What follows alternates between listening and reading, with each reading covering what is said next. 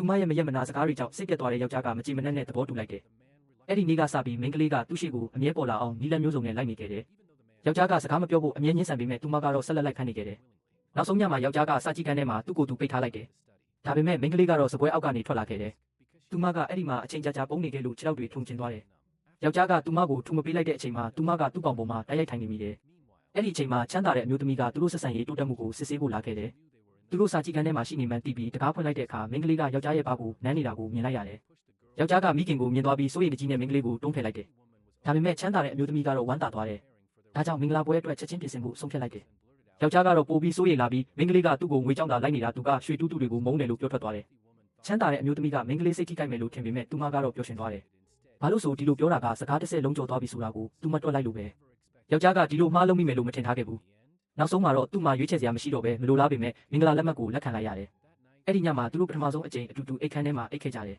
။ယောက်ျားကမိန်းကလေးရှက်နေလိမ့်မယ်လို့ထင်ခဲ့ပေမဲ့သူမကလဲချလိုက်တာနဲ့ချက်ချင်းအိတ်ပျော်သွားတယ်။မကြခင်မှာမိန်းကလေးကရွှေအိတ်ကြီးတွေအိတ်ရာပေါ်မှာပေါ်လာတဲ့အိမ်မက်မက်ခဲ့တယ်။သူမကပျော်ရွှင်စွာတစ်ခုကိုကောက်ယူပြီးနမ်းလိုက်တယ်။တကယ်တမ်းမှာတော့သူမကယောက်ျားကိုဖန်တန်းပြီးသူ့ရင်ဘက်ကိုထပ်ခါနမ်းနေခဲ့တာကိုမသိခဲ့ဘူး။ယောက်ျားကသူမရဲ့လှုပ်ရှားမှုကြောင့်နိုးလာပြီးအလျင်မြန်သူမကိုတွန်းဖယ်လိုက်တယ်။မိန်းကလေးနိုးလာတဲ့အချိန်မှာတော့ယောက်ျားကအခန်းထဲကနေထွက်သွားပြီးသားဖြစ်နေတယ်